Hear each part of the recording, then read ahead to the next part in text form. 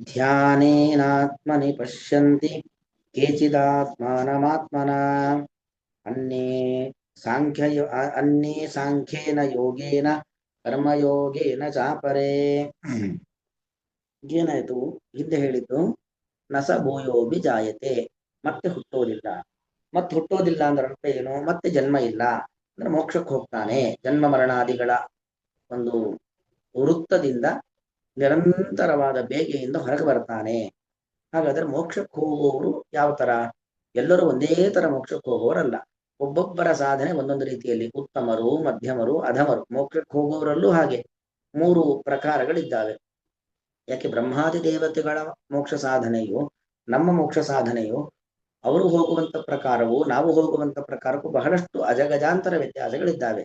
ಅದಕ್ಕೋಸ್ಕರವಾಗಿ ಕೃಷ್ಣ ಅದನ್ನ ಈ 2 ಶ್ಲೋಕಗಳಲ್ಲಿ ನಿರೂಪಣೆಯನ್ನು ಮಾಡ್ತಾ ಇದ್ದಾನೆ.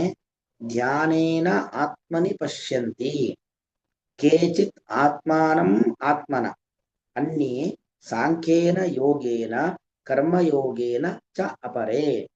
ಮೊದಲು ಉತ್ತಮರು, ಅವರು ಆತ್ಮಾನಂ, ಆತ್ಮಾನಂ ಅಂದ್ರೆ ಪರಮಾತ್ಮನನ್ನು, ದೇವರನ್ನು ಕಾಣಬೇಕು. ಮೋಕ್ಷಕ್ಕೆ ಹೋಗುವ ಅರ್ಹತೆ ಕಾಮನ್ ಟು ಆಲ್, ಮುಖ್ಯವಾಗಿ ಎಲ್ಲರಿಗೂ ಇರತಕ್ಕಂಥ ಮೊದಲ ಅರ್ಹತೆ ಅಂದ್ರೆ ದೇವರನ್ನ ಕಾಣಬೇಕು. ದೇವರನ್ನ ಕಾಣೋದು ಹೇಗೆ ಅಂತ ಹೇಳಿದ್ರೆ, ಆತ್ಮಾನಂ ನಮ್ಮ ಅಂತರ್ಯಾಮಿಯಾಗಿರುವಂತ ಪರಮಾತ್ಮನನ್ನ ಆತ್ಮನಿ ಆತ್ಮನ ಧ್ಯಾನೇನ ಪಶ್ಯಂತಿ. ನೋಡಿ, ಆತ್ಮನಿ ಆತ್ಮನ ಆತ್ಮಾನಂ, 3 ಆತ್ಮ. ಆತ್ಮನಿ ಆತ್ಮಾನಂ ಆತ್ಮನ. ಆತ್ಮನಿ ಅನ್ನೋದು ಆತ್ಮನ್ ಶಬ್ದ ಸಪ್ತಮಿ ವಿಭಕ್ತಿ ಏಕವಚನ. ಆತ್ಮಾನಂ ಅನ್ನೋದು ದ್ವಿತೀಯ ಆತ್ಮನ್ ಶಬ್ದ ದ್ವಿತೀಯ ವಿಭಕ್ತಿ ಏಕವಚನ. ಆತ್ಮನ ಅನ್ನುವುದು ಆತ್ಮನ್ ಶಬ್ದ ತೃತೀಯ ವಿಭಕ್ತಿ ಏಕವಚನ. ಅಂದ್ರೆ ಏನು?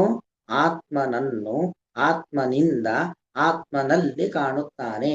ರಾವಣನನ್ನು ಬಾಣದಿಂದ ಕಾಡಿನಲ್ಲಿ ಕೊಂದನು ಹೇಳ್ತೀವಲ್ವಾ. ರಾವಣನನ್ನು ಬಾಣದಿಂದ ಕಾಡಿನಲ್ಲಿ ಕೊಂದನು ಅಂತ. ಹಾಗೆ ಇಲ್ಲೂ ಕೂಡ ನಾವು ಅಲ್ಲಿ ಕೊಂದದ್ದು, ಇಲ್ಲಿ ಕಾಣೋದು. ಯಾರನ್ನು ಕಾಣೋದು? ಆತ್ಮಾನಂ ಪಶ್ಯತಿ, ಪರಮಾತ್ಮನನ್ನ ನೋಡುತ್ತಾನೆ. ದೇವರನ್ನ ನೋಡ್ಲಿಕ್ಕೆ ಸಲಕರಣ ಬೇಕಲ್ವಾ? ಕಣ್ಣು ಯಾವುದು? ಆತ್ಮನ. ಆತ್ಮನ ಧ್ಯಾನೇನ ಆತ್ಮನ, ಬರೀ ಆತ್ಮನ ಅಲ್ಲ, ಧ್ಯಾನೇನ, ಅದು ತೃತೀಯ ವಿಭಕ್ತಿ. ಆತ್ಮನ ಅನ್ನೋದಕ್ಕೆ ವಿಶೇಷ ಧ್ಯಾನೇನ ಆತ್ಮನ ಅಂದ್ರೆ ಏಕಾಗ್ರ ಚಿತ್ತ, ಖಂಡ ಸ್ಮೃತಿರ ಧಾರಣಾ ಸ್ಯಾತ್, ಅಖಂಡ ಧ್ಯಾನ ಮುಚ್ಚತೆ, ಅಪ್ರಯತ್ನ ಸಮಾಧಿ ಅಂತ. ಅಂದ್ರೆ ದೇವರನ್ನ ಮೊದಲು ಸ್ವಲ್ಪ ಸ್ವಲ್ಪ ಸ್ವಲ್ಪವಾಗಿ ಒಂದೊಂದೇ ಅವಯವಗಳ ಚಿಂತನೆ, ಒಂದೊಂದೇ ಅವಯವಗಳ ಚಿಂತನೆಯನ್ನ ಮಾಡಿ ಪೂರ್ಣ ಶರೀರವನ್ನ ಕಾಣುವಂತ ಪ್ರಯತ್ನ. ಪೂರ್ಣ ಶರೀರವನ್ನ ಕಂಡು ಆಮೇಲೆ ಯಾವುದೇ ಪ್ರಯತ್ನವಿಲ್ಲದೆ ದೇವರನ್ನ ಕಾಣೋದು. ಉದಾಹರಣೆ, ಬ್ರಹ್ಮಾದಿ ದೇವತೆಗಳಾಗಬೇಕಾದ್ರೆ ಅವರು ನಿರಂತರವಾಗಿ ದೇವರನ್ನು ಕಾಣ್ತಾ ಇರ್ತಾರೆ. ಅವ್ರಿಗೆ ಯಾವುದೇ ಪ್ರಯತ್ನ ಬೇಕಾಗಿಲ್ಲ. ಕೈಕಾಲು ಮುಖ ತೊಳೆದು ಒಂದ್ ಕಡೆ ಪೂರ್ವಕ ಮುಖ ಮಾಡಿ ಒಂದು ಆಸನ ಹಾಕೊಂಡು ಕೂರುವುದು, ಈ ತರ ಯಾವ ವ್ಯವಸ್ಥೆಗಳು ಅವರಿಗಿಲ್ಲ. ನಿರಂತರವಾಗಿ ಬ್ರಹ್ಮಾದಿ ಉತ್ತಮಾಧಿಕಾರಿಗಳು ನಿರಂತರವಾಗಿ ದೇವರನ್ನು ಕಾಣ್ತಾರೆ. ಧ್ಯಾನೇನ ಆತ್ಮನ, ಧ್ಯಾನದ ಮೂಲಕವಾಗಿ ಧ್ಯಾನೇನ ಪಶ್ಯಂತಿ, ಆತ್ಮನ ಪಶ್ಯಂತಿ, ತಮ್ಮ ಒಂದು ಅಂತಃಕರಣ ಅಂದ್ರೆ ಸ್ವರೂಪ, ತಮ್ಮ ಸ್ವರೂಪೇಂದ್ರಿಯದಿಂದಾಗಿ ಭಗವಂತನನ್ನು ಕಾಣುತ್ತಾರೆ. ಅಂದ್ರೆ ಈ ಉತ್ತಮಾಧಿಕಾರಿಗಳಾಗಬೇಕಾದ್ರೆ ದೇವರನ್ನ ಧ್ಯಾನ ಯೋಗದಿಂದ ಕಾಣುತ್ತಾರೆ. ಧ್ಯಾನ ಅಂದ್ರೇನು? ಧ್ಯೈ ಚಿಂತಾಯಾಮ, ತಾವು ದೇವರ ಬಗ್ಗೆ ಆಲೋಚನೆ ಮಾಡಿದಾಗೆಲ್ಲ ದೇವರನ್ನ ಕಾಣುತ್ತಾರೆ. ದೇವರ ಬಗ್ಗೆ ಯಾವಾಗೆಲ್ಲ ಆಲೋಚನೆ ಮಾಡ್ತಾರೆ? ಅವ್ರು ಯಾವಾಗಲೂ ದೇವರ ಬಗ್ಗೆ ಆಲೋಚನೆ ಮಾಡ್ತಾನೆ ಇರ್ತಾರೆ. ಅವರಿಗೆ ದೇವರ ಆಲೋಚನೆ ಇಲ್ಲ ಅನ್ನೋದು ಇಲ್ವೇ ಇಲ್ಲ.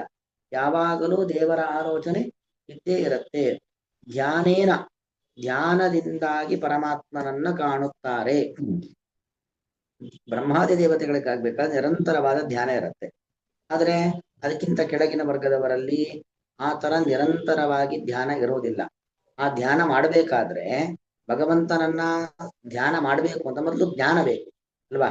ಜ್ಞಾನಾತು ಧ್ಯಾನಂ, ಜ್ಞಾನ ಪಡ್ಕೊಂಡ್ರೆ ಧ್ಯಾನ ಮಾಡ್ಲಿಕ್ಕಾಗತ್ತೆ. ನೀವು ಯಾವುದೋ ಒಂದನ್ನು ಕಾಣಬೇಕು ಅಂತ ಆದ್ರೆ ಆಗ ಆ ಭಗವಂತನ ತಿಳ್ಕೊಳ್ಬೇಕು. ತಿಳ್ಕೊಂಡ್ರೆ ಮಾತ್ರ ಅದ್ರ ಬಗ್ಗೆ ಆಲೋಚನೆ ಮಾಡ್ಲಿಕ್ಕಾಗತ್ತೆ. ಯಾವುದರ ಬಗ್ಗೆ ನಮಗೆ ಅರಿವೇ ಇಲ್ಲವೋ, ಗೊತ್ತೇ ಇಲ್ಲವೋ, ಅದ್ರ ಬಗ್ಗೆ ಆಲೋಚನೆ ಮಾಡ್ಲಿಕ್ಕೆ ಆಗತ್ತಾ? ಆಗೋದಿಲ್ಲ. ಹಾಗಾಗಿ ಏನ್ ಮಾಡ್ತಾರೆ? ಅನ್ಯೇ ಅಂದ್ರೆ ಮಧ್ಯಮಾಧಿಕಾರಿಗಳು ಸಾಂಖ್ಯೇನ ಯೋಗ್ಯೇನ, ಸಾಂಖ್ಯ ಸಮ್ಯಕ್ ಖ್ಯಾ ಅಂದ್ರೆ ಜ್ಞಾನ, ಉತ್ತಮವಾದ ಜ್ಞಾನ. ಮತ್ತು ಜೀವಾತ್ಮನ ಬಗ್ಗೆ, ಪರಮಾತ್ಮನ ಬಗ್ಗೆ, ಪ್ರಕೃತಿಯ ಬಗ್ಗೆ ಎಲ್ಲ ತಿಳ್ಕೊಳ್ತಾರೆ. ತಿಳ್ಕೊಂಡು ಜ್ಞಾನವಂತರಾಗ್ತಾರೆ. ಜ್ಞಾನವಂತರಾದ್ಮೇಲೆ ಧ್ಯಾನವಂತರಾಗ್ತಾರೆ. ಆ ಧ್ಯಾನದ ಮೂಲಕವಾಗಿ ಭಗವಂತನನ್ನ ಕಾಣ್ತಾರೆ. ಧ್ಯಾನೇನ ಆತ್ಮನ. ಇಲ್ಲಿಗೆ ಇನ್ನೊಂದು ಸ್ಟೆಪ್ ಕೆಳಗೆ ನೋಡಿ. ಬ್ರಹ್ಮಾದಿ ದೇವತೆಗಳಿಗಾಗಬೇಕಾದ್ರೆ ಅವರು ಜ್ಞಾನ ಪಡಿಬೇಕಾಗಿಲ್ಲ. ಅವರಿಗೆ ಜ್ಞಾನ ಯಾವಾಗಲೂ ಭಗವಂತ ಕರುಣಿಸಿಬಿಟ್ಟಿದ್ದಾನೆ. ಹಾಗಾಗಿ ಜ್ಞಾನ ಪಡೆಯುವ ಪ್ರಯತ್ನ ಬೇಕಾಗಿಲ್ಲ. ನೇರ ಧ್ಯಾನದಿಂದ ದೇವರನ್ನು ಕಂಡುಬಿಡುತ್ತಾರೆ. ಆದರೆ ಅದಕ್ಕಿಂತ ಕೆಳಗೆ ಮನುಷ್ಯರು, ಋಷಿಗಳೆಲ್ಲರೂ ಕೂಡ ನಾವು ಜ್ಞಾನವನ್ನ ಪಡೆದು, ಜ್ಞಾನದ ಅಥವಾ ನಾವಲ್ಲ, ನಮಗಿಂತ ಮೇಲೆ ಋಷಿಮುನಿಗಳೆಲ್ಲರೂ ಕೂಡ ಜ್ಞಾನವನ್ನ ಪಡೆದು, ಜ್ಞಾನದ ಮೂಲಕವಾಗಿ ಧ್ಯಾನದಿಂದಾಗಿ ಸ್ವರೂಪ ಕಣ್ಣಿನಿಂದಾಗಿ ಆತ್ಮನಿಂದಾಗಿ ಪರಮಾತ್ಮನನ್ನ ಕಾಣ್ತಾರೆ. ಇನ್ನೂ ಕೆಳಗರು ನಾವೆಲ್ಲ ಮನುಷ್ಯರೆಲ್ಲ ಆಗಬೇಕಾದ್ರೆ ಅಧಮ ಮುಕ್ತಿ ಯೋಗ್ಯರು ಅಥವಾ ಮೂರನೇ ಹಂತದ ಮುಕ್ತಿ ಯೋಗ್ಯರು. ನಾವು ಹೇಗೆ ಅಂದ್ರೆ ಕರ್ಮಯೋಗೇನ ಅಪರೇ ಕರ್ಮಯೋಗೇನ ಅಂದ್ರೇನು? ಕರ್ಮಯೋಗ ಭಗವತ್ಪರವಾದ ಕರ್ಮಗಳನ್ನ ಮಾಡಬೇಕು. ಅನೇಕ ಕರ್ಮಗಳನ್ನ, ಯಜ್ಞ, ಯಾಗ, ದಾನ, ಧರ್ಮ, ಹೀಗೆಲ್ಲ ಅನೇಕ ರೀತಿಯಾಗಿರುವಂತಹ ಸಾತ್ವಿಕ ಕರ್ಮಗಳನ್ನ ಮಾಡಿ ಮಾಡಿ ಮಾಡಿ ಮಾಡಿ ಮಾಡಿ ಮೊದಲು ನಮ್ಮ ಅಂತಃಕರಣವನ್ನ ಶುದ್ಧ ಮಾಡ್ಕೊಳ್ಬೇಕು. ಶುಚಿಯನ್ನಾಗಿ ಮಾಡಿಕೊಂಡು ಅಂತಃಕರಣದ ನೈರ್ಮಾಲ್ಯವನ್ನ, ನಿರ್ಮಲತೆಯನ್ನ ಸಂಪಾದನೆ ಮಾಡಿಕೊಂಡು ಆಮೇಲೆ ಸಾಂಖ್ಯೇನ ಜ್ಞಾನವನ್ನ ಪಡೆದು ಆಮೇಲೆ ಧ್ಯಾನವನ್ನ ಮಾಡಿ ನಮ್ಮ ಆತ್ಮನಿಂದಾಗಿ ಪರಮಾತ್ಮನನ್ನ ಕಾಣಬೇಕು. ಹೀಗೆ ಮೊದಲನೇ ಹಂತದ ಎತ್ತರದ ಸ್ಥಾನದಲ್ಲಿರ್ತಕ್ಕಂಥ ಬ್ರಹ್ಮಾದಿ ದೇವತೆಗಳು ನಿರಂತರವಾಗಿ ಭಗವಂತನನ್ನ ಧ್ಯಾನ ಮಾಡ್ತಾ ಭಗವಂತನನ್ನ ಕಾಣ್ತಾನೆ ಇರ್ತಾರೆ. ಅದಕ್ಕಿಂತ ಕೆಳಗಿನ ವರ್ಗದಲ್ಲಿ ಬರತಕ್ಕಂಥ ಋಷಿಮುನಿಗಳು ತತ್ವಜ್ಞಾನವನ್ನ ಪಡೆದು ತತ್ವಜ್ಞಾನದ ಸಹಕಾರದಿಂದಾಗಿ ಭಗವಂತನ ಧ್ಯಾನ ಮಾಡಿ ಸ್ವರೂಪೇಂದ್ರಿಯದಿಂದ ದೇವರನ್ನ ಕಾಣುತ್ತಾರೆ. ಅದಕ್ಕಿಂತಲೂ ಕೆಳಗೆ ಇರತಕ್ಕಂಥ ಮನುಷ್ಯರೆಲ್ಲರೂ ಕೂಡ ಕರ್ಮವನ್ನ ಮಾಡಿ, ಕರ್ಮ ಅಂದ್ರೆ ಎಂತ ಕರ್ಮ? ನಿಷ್ಕಾಮ ಕರ್ಮ, ಸಾತ್ವಿಕ ಕರ್ಮಗಳನ್ನ ಮಾಡಿ ಅಂತಃಕರಣದ ನಿರ್ಮಲತೆಯನ್ನ ಸಂಪಾದನೆಯನ್ನ ಮಾಡಿ ಆ ಮೂಲಕದ ಜ್ಞಾನ ಪಡೆದು ಆ ಜ್ಞಾನದ ಮೂಲಕವಾಗಿ ಭಗವಂತನನ್ನ ಕಾಣುತ್ತಾರೆ. ಹೀಗೆ ದೇವರನ್ನ ಕಾಣುವ ಭಿನ್ನ ಭಿನ್ನ ವರ್ಗ, ಅವರ ಒಂದು ಪರಿಚಯವನ್ನ ಭಗವಂತನಲ್ಲಿ ಮಾಡ್ತಾ ಇದ್ದಾನೆ. ಕೇಚಿತ್ ಕೆಲವರು ಅಂದ್ರೆ ಉತ್ತಮರು ಅಂತ ಅರ್ಥ. ಧ್ಯಾನೇನ ಆತ್ಮನ, ಧ್ಯಾನದಿಂದಾಗಿ ಆತ್ಮನ ಸ್ವರೂಪೇಂದ್ರಿಯದಿಂದಾಗಿ ಆತ್ಮಾನಂ ಪರಮಾತ್ಮನನ್ನು ಪಶ್ಯಂತಿ ಕಾಣುತ್ತಾರೆ. ಅನ್ಯೇ ಕೆಳಗಿನವರು, ಮಧ್ಯಮರು ಅಂತ ಅರ್ಥ. ಮಧ್ಯಮರು ಸಾಂಖ್ಯೇನ ಯೋಗೇನ, ಯೋಗ ಅಂದ್ರೆ ಉಪಾಯ, ಸಾಂಖ್ಯ ಅಂದ್ರೆ ಯಮ, ನಿಯಮ, ಆಸನ, ಪ್ರಾಣಾಯಾಮ, ಧ್ಯಾನ, ಧಾರಣ, ಸಮಾಧಿ, ಇದೆಲ್ಲ ಅನುಷ್ಠಾನಗಳು. ಅದರ ಜೊತೆಗೆ ಜ್ಞಾನವನ್ನ ಪಡೆಯುವುದು, ಶಾಸ್ತ್ರ ಜ್ಞಾನವನ್ನ ಪಡೆದು ಅದರ ಮೂಲಕವಾಗಿ ಭಗವಂತನನ್ನ ಕಾಣ್ತಾರೆ. ಧ್ಯಾನೇನ ಯೋಗೇನ, ಸಾಂಖ್ಯೇನ ಯೋಗ ಜ್ಞಾನ ಯೋಗದ ಮೂಲಕವಾಗಿ, ಆಮೇಲೆ ಧ್ಯಾನದಿಂದಾಗಿ ಆತ್ಮನ ಸ್ವರೂಪೇಂದ್ರಿಯದಿಂದಾಗಿ ಆತ್ಮಾನಂ ಪಶ್ಯತಿ ಪರಮಾತ್ಮನನ್ನು ನೋಡುತ್ತಾರೆ. ಅಪರೇ ಇನ್ನೂ ಕೆಳಗಿನವರು ಅಂದ್ರೆ ಕೆಳಗಿನ ಮಂದಾಧಿಕಾರಿಗಳು ಅಂತ ಹೇಳ್ತಾರೆ. ಅಲ್ಪಾಧಿಕಾರಿಗಳು, ಮಂದಾಧಿಕಾರಿಗಳು ಕರ್ಮಯೋಗೇನ ಕರ್ಮಯೋಗದಿಂದ ಅಂದ್ರೆ ಕರ್ಮಯೋಗದಿಂದ ಅಂತಃಕರಣದ ನಿರ್ಮಲತೆಯನ್ನ, ಅಂದ್ರೆ ನಾವು ಕನ್ನಡಿಯಲ್ಲಿ ನಾವು ಪ್ರತಿಬಿಂಬವನ್ನ ನೋಡ್ಬೇಕು ಅಂದ್ರೆ ಕನ್ನಡಿ ಕ್ಲೀನ್ ಆಗ್ಬೇಕು. ಹಾಗೆ ಅಂತಃಕರಣವನ್ನ ಶುಚಿಯನ್ನಾಗಿ ಮಾಡಿಕೊಂಡು ಆಮೇಲೆ ಜ್ಞಾನವನ್ನ ಪಡೆದು ಆ ಜ್ಞಾನದ ಮೂಲಕವಾಗಿ ಪಡೆದ ಜ್ಞಾನವನ್ನ ತಮ್ಮಲ್ಲಿ ಇಟ್ಟುಕೊಂಡು ಧ್ಯಾನ ಮಾಡಿ ತದನಂತರ ಸ್ವರೂಪೇಂದ್ರಿಯದಿಂದಾಗಿ ಆತ್ಮನ ಸ್ವರೂಪೇಂದ್ರಿಯದಿಂದಾಗಿ ಆತ್ಮಾನಂ ಪಶ್ಯಂತಿ ಪರಮಾತ್ಮನನ್ನ ನೋಡುತ್ತಾರೆ. ಹೀಗೆ ಬರೀ ಬ್ರಹ್ಮಾದಿ ದೇವತೆಗಳು ಮಾತ್ರ ಭಗವಂತನನ್ನ ಕಾಣೋದು ಅಂತಲ್ಲ. ಬ್ರಹ್ಮಾದಿ ದೇವತೆಗಳು, ಋಷಿಮನುಗಳು, ಮನುಷ್ಯೋತ್ತಮರು ಎಲ್ಲರೂ ದೇವರನ್ನ ಕಾಣ್ತಾರೆ.